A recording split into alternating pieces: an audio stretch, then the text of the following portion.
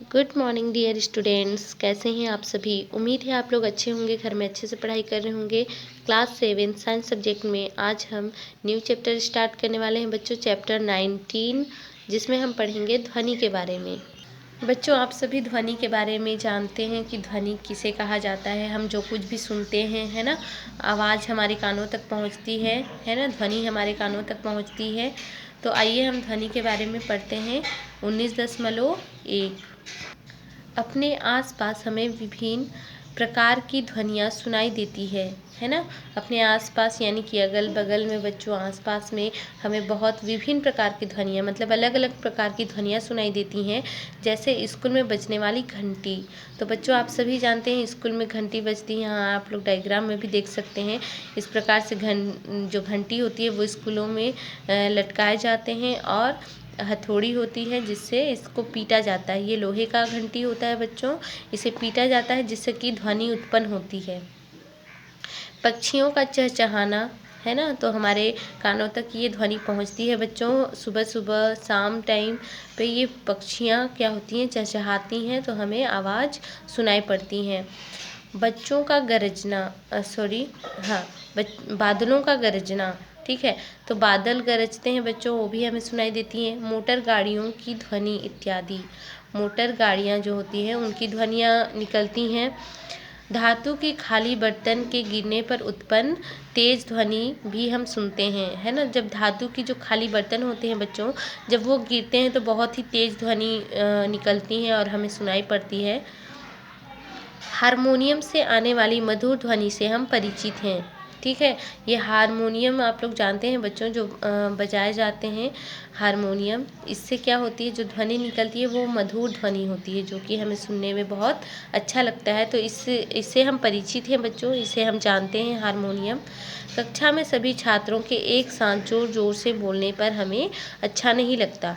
तो बच्चों, क्या होता है, जब क्लास में टीचर्स नहीं पहुंच पाते हैं, है ना, तो जब क्लास में टीचर नहीं पहुंच पाए होते हैं, उससे पहले बच्चे क्या करते हैं, हल्ला करते हैं, बहुत ज़ोर ज़ोर से आवाज़ करते हैं, शोर मचाते हैं। सब बच्चे एक साथ बात करना स्टार्ट कर देते हैं, जिससे क्या होता है, ज़ोर ज़ोर से बोलने पर जो ध्वनि निकलती है वो हमें सुनने में अच्छा नहीं लगता है। उपयुक्त उदाहरणों से स्पष्ट है कि कोई ध्वनि धीमी होती है तो कोई तेज होती है ना। जैसे कि बच्चों, कोई ध्वनि धीमी होती है, यहाँ पर हम देखते हैं कि जो खाली बर्तन है इससे बहुत तेज़ ध्वनि उत्पन्न होती है, जो कि हमें अच्छा नहीं लगता। जो हारमोनियम से निकलने वाली जो ध्वनि है वो अच्छी है, मधुर निकलती है, ठीक है। तो यहाँ पर हम देखते हैं कुछ ध्वनि धीमी होती है और कुछ बहुत तेज होती है। तो कोई ध्वनि को कानों को प्रिय लगती है बच्चों, और कोई अप्रिय लगती है। तो यहाँ पर प्रिय लगने वाली जो ध्वनि है बच्चों, वो है हारमोनियम। इससे हमें जो सुनाई पड़ती है, जो ध्वनि निकलती है, हमें सुनाई देती है, वो ध्वनि क्या होती है, बहुत ही मधुर होती है, बहुत ही अच्छी होती है, हमारे कानों को बहुत ही प्रिय लगती है। और यहाँ पर हम देखते हैं बर्तन, जो खाली बर्तन होते हैं, धातु की बर्तन होते हैं, वो जब गिरती है तो ये ध्वनि, जो तेज़ ध्वनि उत्पन्न होती है, वो ध्वनि हमें सुनने में अच्छा नहीं लगता है, अप्रिय लगता है, ठीक है। जो बच्चे ज़ोर ज़ोर से क्लास में बात करने लगते हैं, है ना, तो ये ध्वनि भी वो अच्छा नहीं लगता है हमें सुनने में, क्योंकि ये हल्ला होता है क्लास में, ठीक है। तो ये सभी ध्वनि जो है हमें अप्रिय लगती है बच्चों। तो आप लोग क्लास में हल्ला नहीं करेंगे। जब स्कूल लगते हैं बच्चों, जब स्कूल लगेंगे तो आप लोग क्लास में हल्ला नहीं करेंगे, क्योंकि क्या होता है, यह ध्वनि हमारे कानों को प्रिय नहीं लगती है ना। तो देखिए बच्चों, यह जानने का प्रयास करें कि ध्वनि कैसे उत्पन्न होती है तथा इसे कैसे सुना कैसे जाता है ना। तो बच्चों, हमें यह जानने का प्रयास करना चाहिए जो ये ध्वनि होती है वो कैसे उत्पन्न होती है, और इसे कैसे सुना कैसे जाता है ना। जो ध्वनि जो उत्पन्न हो रही है उस ध्वनि को हम कैसे सुन सकते हैं, तो आइए क्रियाकलाप के द्वारा समझते हैं। तो क्रियाकलाप में हम आवश्यक सामग्री में स्कूल की घंटी और हथौड़ा लेंगे। बच्चों, यहाँ पर डायग्राम में भी आप लोग देख रहे हैं कि स्कूल की घंटी है और हथौड़ा है बच्चों। तो देखिए, स्कूल की घंटी को हथौड़े से बजाइए। ये स्कूल की घंटी है और ये हथौड़ी है बच्चों। तो हथौड़े से हमें क्या करना है, स्कूल की घंटी को बजाना है और घंटी की ध्वनि आने पर उसे हल्के से स्पर्श कीजिए। जब इससे ध्वनि उत्पन्न होती है यानी कि ध्वनि आती है बच्चों हमें हमारे कानों तक, तो हमें क्या करना है, इसे स्पर्श करना है यानी कि इस घंटी को छूना है। तो आपने अवश्य ही कंपन का अनुभव किया होगा। क्या स्पर्श करते ही घंटी के कंपन बंद हो गए? क्या अब भी आपको ध्वनि सुनाई दे रही है? चित्र 19.1। तो यहाँ पर बच्चों जब हथौड़े पड़ते हैं इस घंटी में तो बहुत तेज ध्वनि उत्पन्न होती है और इनमें बहुत तेज कंपन होती है ना। और उस कंपन के कारण ही ध्वनि उत्पन्न होती है बच्चों। जब हम इसे स्पर्श करते हैं तो क्या होता है, ध्वनि कंपन करना बंद हो जाता है। तो हम क्रियाकलाप के द्वारा भी समझेंगे बच्चों अच्छे से। तो आइए क्रियाकलाप 2 के द्वारा हम समझते हैं। आवश्यक सामग्री में बच्चों हम स्वरित्र त्रिभुज लेंगे, यहाँ पर आप लोग देख सकते हैं रबड़ पैड लेंगे, ठीक है। एक स्वरित्र त्रिभुज चित्र 19.2 यहाँ पर आप लोग देख सकते हैं कि एक भुजा को कठोर रबड़ के पैड पर मारिए, ठीक है। ये जो बने हुए हैं बच्चों पैड यानी कि जो ये बने हुए हैं ये त्रिभुज आकार के, ठीक है ना। तो इसमें क्या है बच्चों कि हमें क्या करना है, एक भुजा को कठोर रबड़ के पैड पर मारिए। ये कठोर रबड़ के पैड बने हुए हैं, ये रबड़ के हैं, है ना। तो कठोर रबड़ के पैड पर हमें क्या करना है, मारना है और इसे कानों के पास लाकर इसकी ध्वनि सुनिए। तो हम इसकी ध्वनि को सुनेंगे। इसकी भुजाओं को ध्यान पूर्वक देखिए। इसकी जो भुजा है जब इसे मारा जाता है तो उसकी भुजा को हमें ध्यान से देखना है बच्चों। क्या आप इन्हें कंपित होते देख सकते हैं? अब स्वरित्र को स्पर्श कीजिए। तो बच्चों जब ये कंपित होता है तो आप लोग देख सकते हैं, है ना, कि ये इस साइड कैसे कंपित हो रहा है, इस प्रकार से। तो यहाँ पर जो बनाया गया है ये कंपन जब होता है तो उसका यहाँ पर संकेत यानी कि चिन्ह के रूप में दर्शाया गया है बच्चों। तो देखिए जब ये कंपित होता है तो हम इसे देख सकते हैं और अपने कानों में सुन भी सकते हैं। अब स्वरित्र को स्पर्श कीजिए। अब हमें क्या करना है, ये स्वरित्र को स्पर्श करना है यानी कि छूना है। तो हम छूते हैं। आपने देखा कि स्पर्श करने पर कंपन बंद हो जाते हैं, है ना। जो कंपन होते हैं बच्चों मारने पर तो ये कंपन क्या होते हैं, बंद हो जाते हैं तथा ध्वनि सुनाई नहीं पड़ती है। बातें करते समय अपने गले पर हाथ रखने पर भी हम कंपन का अनुभव करते हैं। तो बच्चों आप लोग जब बातें करते हो तो अपने जो गले के कंठ होते हैं, है ना, अपने गले पर आप लोग हाथ रखिए और वहाँ पर हाथ रखें। वहाँ पर आप कोशिश कीजिए जो कंपन होती है, हम जब बात करते हैं तो कंपन होती है, तो उनका अनुभव कीजिए कि जो कंपन है वो हमें सुनाई पड़ रही है या नहीं पड़ रही है, या फिर सुनाई तो हम नहीं सुन पाएंगे मगर हम अनुभव कर सकते हैं बच्चों। जो कंपन होती है उसे हम क्या कर सकते हैं, महसूस कर सकते हैं, अनुभव कर सकते हैं। तो देखिए उपरोक्त क्रियाकलापों से यह निष्कर्ष निकलता है कि कंपन करती वस्तुएं ध्वनि उत्पन्न करती हैं। जो भी वस्तुएं कंपन करती हैं बच्चों वो ध्वनि उत्पन्न करती हैं। जब वस्तुओं को स्पर्श करते हैं, है ना, यानी कि हम जब वस्तुओं को जो कंपन करती है उन वस्तुओं को जब हम छूते हैं तब कंपन समाप्त हो जाती है। यानी कि हमारे छूते के साथ क्या होते हैं, वो कंपन बंद हो जाती है। कंपन करना वो वस्तु बंद कर देता है और ध्वनि सुनाई नहीं पड़ती है। कुछ स्थितियों में यह कंपन हमें आसानी से दिखाई देते हैं किंतु अधिकांश स्थितियों में ये इतने क्षीण होते हैं कि हम उन्हें देख नहीं पाते हैं, है ना। क्षीण यानी कि इतने मतलब जो कंपन करते हैं वो इतना कम करते हैं यानी कि हमें वो पता ही नहीं चलता कि वो कंपन कर रहा है वो वस्तु कि नहीं कर रहा है। तो हमें पता नहीं चल पाता है पर वह वस्तु कंपन करता है और ध्वनि भी उससे उत्पन्न होती है।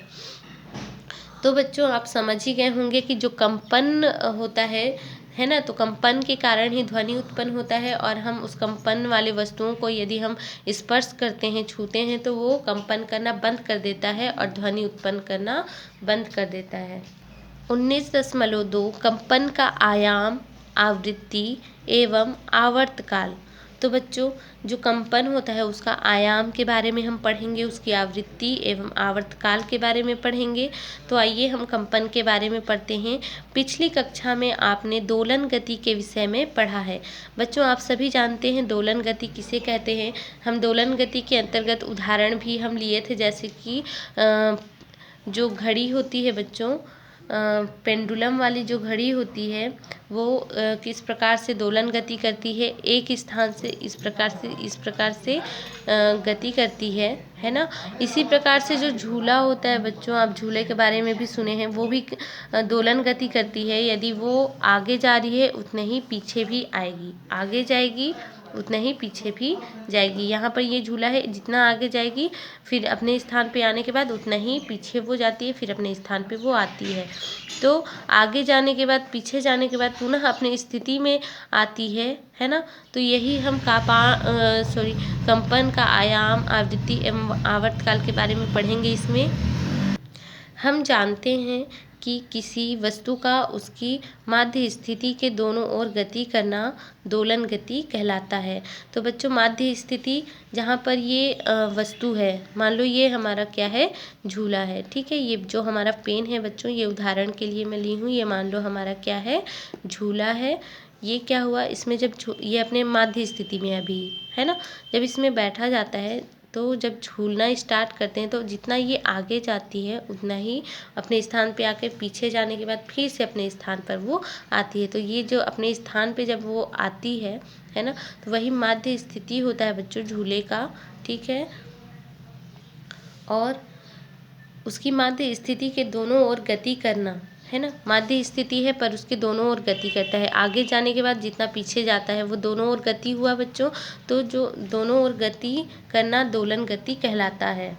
हम क्रियाकलाप 3 के द्वारा अच्छे से समझ पाएंगे बच्चों की आवृत्ति, आयाम और आवर्तकाल और किस प्रकार से कंपन होता है, और कंपन को हम किस प्रकार से देखेंगे। तो देखिए यहाँ पर आवश्यक सामग्री में हम एक स्केल लेते हैं, है ना। स्केल या फिर आप साइकिल का स्पोक भी ले सकते हैं। साइकिल का स्पोक आप सभी जानते हैं, है ना। जो साइकिल के पहिए होते हैं, है ना, उनमें स्पोक लगे होते हैं। जो चक्के होते हैं उसमें स्पोक लगे होते हैं। उनमें से एक स्पोक आप ले सकते हैं, या फिर लोहे के स्केल होते हैं उन्हें आप ले सकते हैं, या फिर और भी कोई स्केल होंगे आपके पास जो अवेलेबल है, आप प्रैक्टिकल के लिए वो भी ले सकते हैं। तो देखिए यहाँ पर क्या करना है, स्केल या साइकिल के स्पोक के एक सिरे को मेज के किनारे पर कस कर दबाइए। तो यहाँ पर देख रहे हैं आप लोग, एक मेज है ना, यानी कि एक टेबल है। टेबल पे हमें क्या करना है, स्पोक या फिर स्केल। यहाँ पर मान लो हम एक स्केल लिए हैं, ठीक है। तो एक सिरे को, है ना, उसके 2 सिरे होते हैं, दोनों सिरों में से एक सिरे को हमें क्या करना है, इसके कोने पर हमें दबाना है। इस प्रकार से दबाए रखें और अब दूसरे सिरे को नीचे दबाकर छोड़ दें। अब ये जो दूसरा सिरा है ये स्वतंत्र है बच्चों, तो इसको क्या करना है, दबाकर, है ना, जैसे इस प्रकार से रखा गया है, एक बेंच है इसमें रखा गया है, इस प्रकार से दबाकर छोड़ देना है ना। इस प्रकार से हम दबा देंगे तो इस प्रकार से छोड़ देंगे। तो इसी प्रकार से जब हम छोड़ देते हैं तो देखिए वह कंपन करने लगता है ना। क्या होता है, वह कंपन नीचे दबाकर जब हम छोड़ देते हैं तो वह कंपन करने लगता है। चित्र 19.3 यहाँ पर आप लोग देख रहे हैं, नीचे दबाकर छोड़ दिए थे तो ये किस प्रकार से कंपन कर रहा है। ये जो चिन्ह दिखाई दे रहे हैं बच्चों, ये कंपन का संकेत दे रहा है, चिन्ह है, ठीक है। तो जिससे ध्वनि उत्पन्न होती है, इससे क्या होती है, जब ये कंपन करते हैं तो इससे कुछ ध्वनि उत्पन्न होती है। अब मेज पर स्पोक या स्केल के स्वतंत्र सिरे की लंबाई को बदलकर प्रयोग को दोहराइए। अब लंबाई को क्या करना है, बदलना है, ठीक है। लंबाई को बदलना है और फिर से प्रयोग को दोहराना है। यहाँ स्केल या स्पोक की गति दोलन गति है ना। स्केल या फिर स्पोक की जो गति है बच्चों, ऊपर से नीचे इस प्रकार से ये कंपन करते हैं इस प्रकार से। तो ये जो गति कर रहे हैं ये दोलन गति कहलाएंगे, है ना, क्योंकि अपने माध्य स्थिति में ये आते हैं। यहाँ पर आप लोग देख सकते हैं ये क नंबर, ये माध्य स्थिति है, और जब इसे कंपन किया जाता है, नीचे दबाया जाता है, तो ये ख से क में और क से फिर से ग में जाते हैं और ग से फिर से क में, यानी कि अपने मध्य स्थिति में आते हैं। तो ये क्या होता है, ये दोलन गति कहलाता है बच्चों, ठीक है। स्पोक नीचे से ऊपर तथा ऊपर से नीचे आता है है ना, नीचे से ऊपर और ऊपर से नीचे आता है फिर से।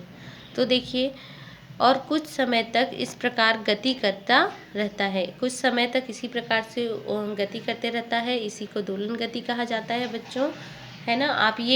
आप लोग घर में भी करके देख सकते हैं बच्चों, बहुत ही इजी है ना, क्योंकि आप लोग के घर में ये मेज इस प्रकार से होंगे, इस स्केल ले सकते हो आप या फिर स्पोक ले सकते हो, और इस प्रकार से आप करके देखिए और बताइए बच्चों कि इससे ध्वनि उत्पन्न होती है या नहीं होती है, और ये जो दोलन गति है ये होता है कि नहीं होता है। बच्चों, आयाम, आवृत्ति और आवर्तकाल, तो किसे आयाम कहा जाता है, किसे आवृत्ति कहा जाता है, किसे आवर्तकाल कहा जाता है, तो ये हम नेक्स्ट वीडियो में डिटेल से पढ़ते हैं बच्चों। यहाँ पर कुछ क्वेश्चन है बच्चों जिसके आंसर आपको देने हैं, होमवर्क है आप लोगों का, है ना। आंसर देकर आप लोग मेरे व्हाट्सएप नंबर पर सेंड करेंगे। तो यहाँ पर देखिए, फर्स्ट है, किसी वस्तु से ध्वनि किस कारण उत्पन्न होती है। तो हम अभी पढ़े हैं बच्चों किस कारण से उत्पन्न होती है, इसका आंसर आपको देना है। और देखिए सेकेंड, जब साइकिल की घंटी को एक हाथ से दबाकर दूसरे हाथ से बजाते हैं तो उसकी ध्वनि स्पष्ट क्यों नहीं सुनाई पड़ती है। ये 2 क्वेश्चन आपको बताने हैं बच्चों। ठीक है बच्चों, बाय बाय, टेक केयर।